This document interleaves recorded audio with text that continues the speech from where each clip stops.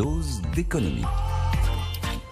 Vous prendrez bien une petite dose d'actionnariat salarié, n'est-ce pas? Bonjour Stéphane Pedrazzi. Bonjour Lorraine. Cet actionnariat salarié, il recule en Europe dans les grandes entreprises. C'est sur elles qu'on s'arrête. On recense 6,85 millions d'actionnaires salariés. Le chiffre est donc en baisse horizon 10 ans.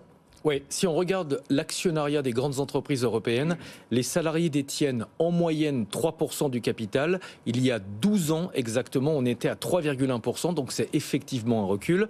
Alors consolation pour nous, la France fait mieux que la moyenne européenne, on est à 85%, mais ça reste très limité par rapport à l'objectif du gouvernement qui est d'atteindre 10% à horizon 2030.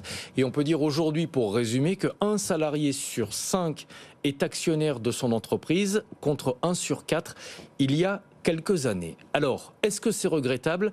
Côté pile, effectivement, on peut considérer que c'est regrettable pour deux raisons. D'abord parce que c'est une forme de motivation pour les salariés. Si vous avez des actions de votre entreprise, vous allez tout faire pour que le cours de l'action augmente. Donc vous allez être peut-être plus efficace, aussi plus impliqué dans la gestion de l'entreprise, exactement sur le même principe que ceux qui ont des stock options dans les grandes entreprises. Et ensuite parce que ça permet d'améliorer la rémunération, c'est aussi l'objectif, dans des proportions qui peuvent être intéressantes. Les entreprises se font toujours tirer l'oreille pour donner des augmentations substantielles parce que les augmentations de salaire, elles sont pérennes. Et si l'entreprise rencontre des difficultés les années suivantes, elle devra quand même augmenter, en tout cas payer le salaire au niveau où il a été augmenté, alors qu'avec l'actionnariat salarié, le cours de l'action va fluctuer en fonction des performances. Et donc, tant mieux pour le salarié si l'action décolle, mais ça peut amener les entreprises à être peut-être un petit peu plus généreuses en matière d'augmentation entre guillemets, puisque ce ne sont pas vraiment des augmentations.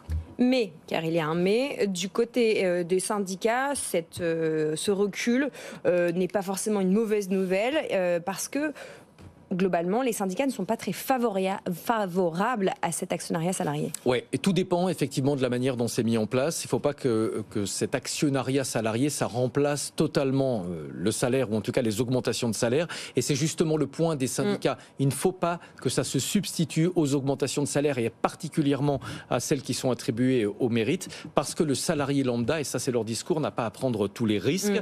Et puis l'actionnariat salarié, c'est intéressant d'un point de vue d'épargne, et on en parle beaucoup dans cette émission, mais ça ne rentre pas dans le calcul des avantages des prestations sociales. Si vous perdez votre emploi, le calcul de votre chômage, de l'aide au retour à l'emploi, sera basé sur votre salaire, et l'actionnariat salarié, ça ne rentre pas en compte. Alors vous me direz, vous pourrez vendre vos actions, mais ça sera one shot, c'est-à-dire que vous aurez vendu les actions, puis ensuite vous aurez ce qu'on vous donne en matière de prestations sociales, et ça aussi, c'est un point des syndicats. On en parlait tout à l'heure dans les experts, et effectivement, le côté intéressant, c'est le mix des deux, c'est-à-dire trouver un juste équilibre entre les augmentations de salaire collectives, individuelles, et puis l'actionnariat salarié qui peut représenter parfois quelque chose de très intéressant, surtout quand l'entreprise va très très bien.